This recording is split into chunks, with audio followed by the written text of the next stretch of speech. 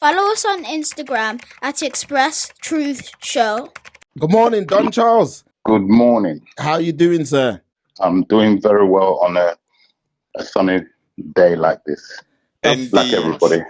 Most definitely. Thank you very much, Don Charles, for joining us at such short notice, man.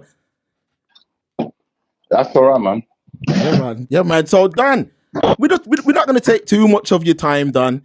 You know, we've just seen the beautiful news of Daniel Dubois now becoming the IBF world champion, and you've landed a mega fight, Dan. Congratulations.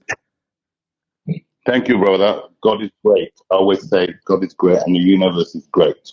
Most definitely. So, Don, how's Daniel looking? How's the preparation started off so far? Because I know it's a bit, we still have a little bit of time, but how's the preparation going so far, Don? Yeah, the preparation is going well. It's basically, as you know, Daniel's literally only just finished fighting Hrgovic. So there's a little bit of time. There's a little bit of time that we have to let his body recover because he's gone from camp to camp, starting from the Usyk fight, which is like 12 months ago. And the young man has been literally camp after camp, 3 fights back to back. And then obviously the body needs to, irrespective of how young he is and the body's able to deal with it in terms of his recovery, we still have to be sensible and give him some time off. But he's the type of kid that, although we give him time off from boxing, but he's always on a day-to-day basis. He takes care of himself. He doesn't drink. He doesn't smoke, and so he's always on fight weight. If you know what I mean. He doesn't pile on the weight, and he's a very disciplined individual.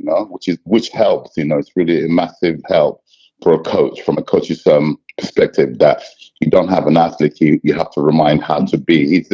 He's a clean living individual. Credit to his upbringing. His father is very, very, very strict, just like a typical African Caribbean black family. Things how I was raised as a black man, I think we've lost that in our society, where that strict upbringing. But Daniel is of a person who was raised in my times. I'm in my 60s, so the upbringing he's currently having, his dad is still old school. If we use the word old school in the way he's raised his children, so hence why they've turned out the way they've turned out. It's not an accident. Yeah, man. Don, I was watching an interview with Daniel's dad on Seconds Out. I was very impressed. Very impressed. I even posted him on my WhatsApp because I said, this dad is a phenomenal father. Man's raised all these children and by himself as well. I'm actually glad that because he doesn't actually he doesn't do interviews, and I encouraged him to do that one. I said, you need to be heard. People need to hear you. And he's a character, and you can now see why Daniel's the way he is, and the children, because, like I said, alluded to earlier on, he's a very disciplined individual himself. They always say the apple doesn't fall far from the tree, and that's a result, a product of what you're seeing in Daniel Dubois. It's not an accident. He was born that way. From day one, he knows wrong and right, which is what's missing from our society today. The kids don't know right or right because it begins at home. They say charity begins at home. The work that parents usually do at home no longer is there. It's very rare in the modern society, in the modern world that we live in. So that's what you're seeing. Yeah, it's a beautiful thing to see, Don, because as we know, not the greatest image of black fathers is presented by this British media. So to see a father like that, I think it should be more so celebrated. But it's up to us. I'm one of, remember, like I said, I'm in my 60s in terms of my age. Yeah. I've been in this country for 49 years in the UK. I was born in Africa, came here when I was 14 years old, and I've seen how things have changed. What we have to do, this is what I promote, is that we have to stop blaming anyone. Take it into our own hands and fix our homes. till you fix your home, you can't fix other people. We have to look upon ourselves, look into ourselves. And the culture we had, whether you're from the Caribbean or African, that's been diluted with the way the society have gone. We're losing our culture. We need to take control into our hands how to raise our children to be better citizens. So, this is something I'm really feel passionately about because, like I said, having been in this country and grown up in this country, England have done a lot for me. I'm not a hypocrite. Yeah, I came here to study. With my parents brought me here we came the family to study. Like I've seen the changes over the years, and we really need to take a grip, get rid of black community, stop looking on anyone else or blaming anyone else. We have to recognize that this is our home. Yes, it's also a place. I've always looked upon it as a place of work, and that's what I do every day of my life that I've been in this country. I've studied and I work. I work every day. And What did you study, Don? Before you life. I so studied was it life. not If I sports can, based? but basic education is nothing. I'm not. I didn't study nuclear science, anything like that. I did basic studies, and I went to college. Good grades. My English literature scored very high. My father was his backing was or his background, should I say, is in banking. My father worked for the biggest African bank, hence why the bank moved him over here to England in the early 70s to run a branch here in the city of London. Hence why we ended up here with the family. The bank brought us here. And then my father went back to Nigeria to continue running the head office in Lagos. I remained to further my education. And, I'm the firstborn. I'm supposed to set example within my family. And my brother, who's my junior, became a lawyer. I got two doctors in my family. My little sisters became doctors. So I was being the firstborn in my culture in Africa. I'm the one who's supposed to be either a lawyer or a doctor. I became either. But I'm well read. But lo and behold, look what I ended up doing. Obviously, I'm really happy. This was a hobby of mine that turned out to be my profession. Yeah, man. But it's nice though, Don. It's nice to see. I'm gonna tell you straight, Don. It's lovely to see a black brother at the highest level training another black brother at the highest level. It's beautiful to see. And just before you got on the stream, I was just saying to the stream that although I think Ben Davison is a great coach, look at the fights that you've had with Daniel, Usyk, you've had Ergovic and Jarrell Miller. AJ hasn't had those type of threats with Ben Davison. So I'm trying to say, look at where Daniel's career was going after Joyce. You've came in, and look what's going on now. It's one of the best rebuilding jobs I've ever seen. And now... And we've just started. I agree with you. I've just started. But look, I'm not going to go into details today. I merely just came onto your show to introduce myself to your listeners. Yeah, man. And there's we need my attention. Action speaks louder than words. My intentions is to go. It's all very well being in a position where I'm grateful to God. I'm grateful to the universe. But we need to capitalize and cement it. There's no point in just getting here and then I, for one, will not get carried away. It's my duty and my obligation to make sure we cement this position. It's temporary in the sense that we've won. Daniel's gone and won a world title, and that was always my ambition when I became a coach. I want to train a world champion. I've done that now. I've had many attempts. Okay, and finally, it's in God's time. When I wanted it, I'm a human being, I'm a God's child. God always has plans for all of us. Yeah. God said, not yet, not yet. I'm going to equip you with so much ammunition that when you get there, then you can facilitate and capacitate anything that's thrown at you. And that's where I believe me personally as a coach that I am in the position.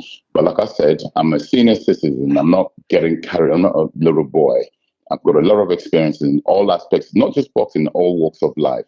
So it's my duty, my obligation, having gotten here, need to recognize where we are and seize it and cement it and make it permanent rather than it's not a temporary thing. That's my duty, and Nah, that's but where this ain't temporary, my done. purpose is. I mean, you've already had 3 big boy fights already. Correct. You know what I mean? And to be honest, Don, I mean, even you've been a household name for years now, so this is most Right. definitely being cemented. I mean, with that No, AJ no. win, that will be. Well, absolutely. That's what I'm alluding to. Yeah. We will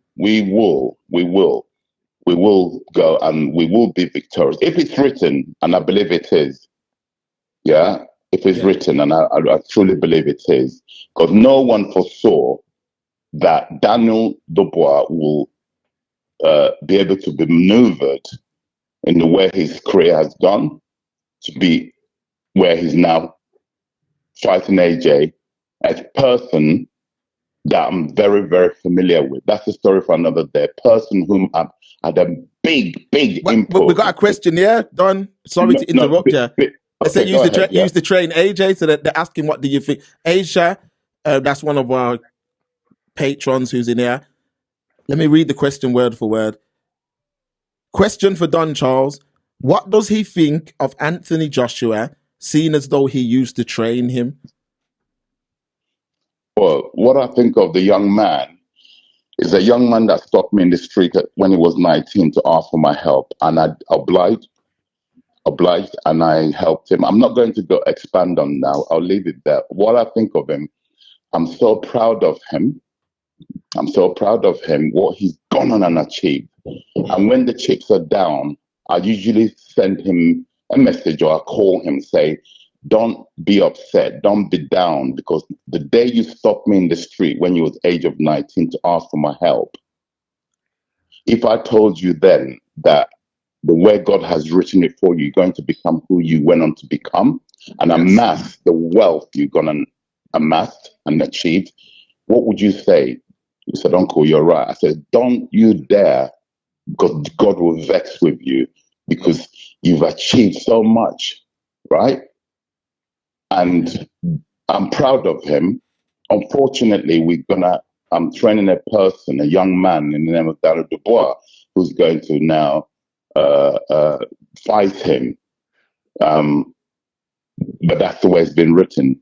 It was always going to happen, Don. It was always going to happen because let's be honest, Frank was building Dubois for the AJ fight eventually, but I'm just glad the Saudis have come in and this fight is Well, it's able to see it. accelerated. It's accelerated in terms of the Saudis becoming involved. His Excellency is referred to.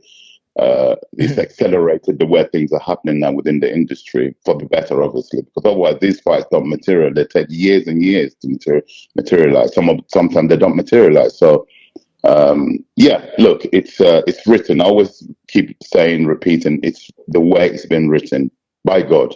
Shout out to Don Charles. Thank you for joining. Question: can you share any specific training experiences with bullfighters that highlight their unique strengths and weaknesses? That would be telling. I'm not at liberty to disclose anything. I've merely come on here to be on your. No, you know, we try to see how far we can push it done. Well, So you can push me. You can try.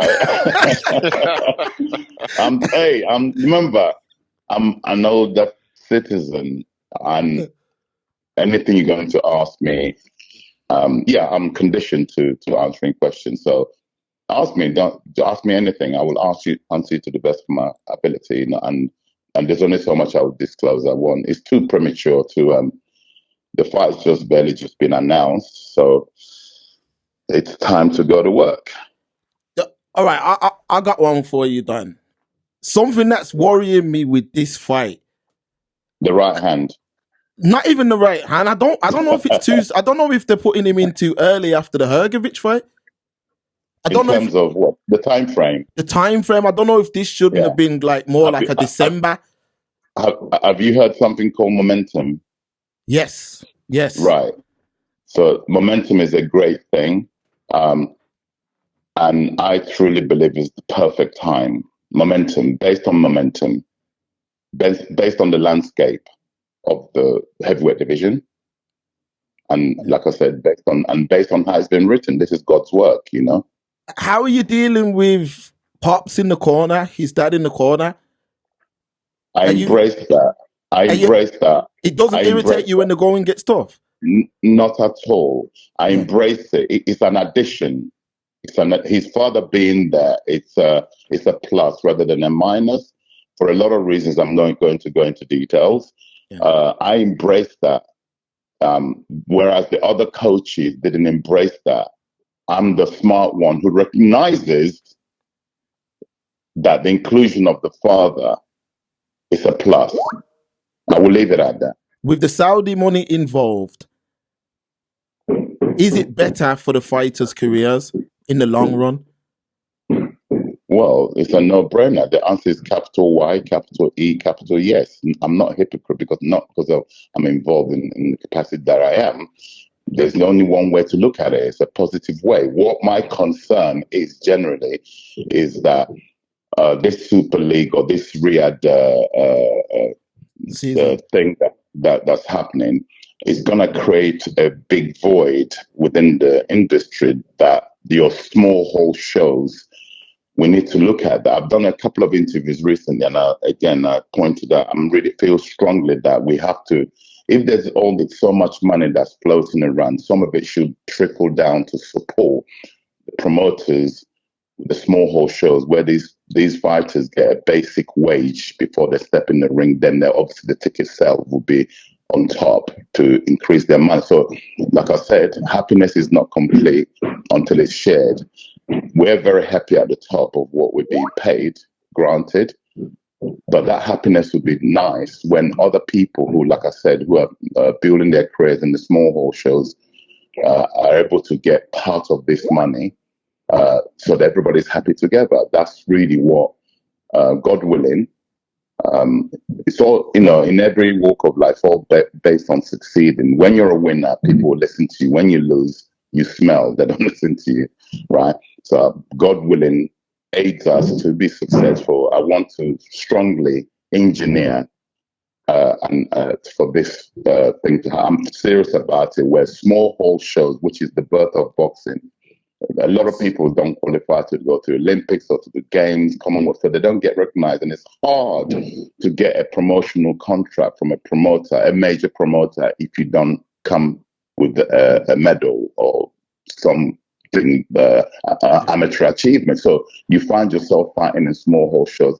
Many enter, very few get through. The prime example, the people who have succeeded from small hall shows, Anthony Yard comes to mind.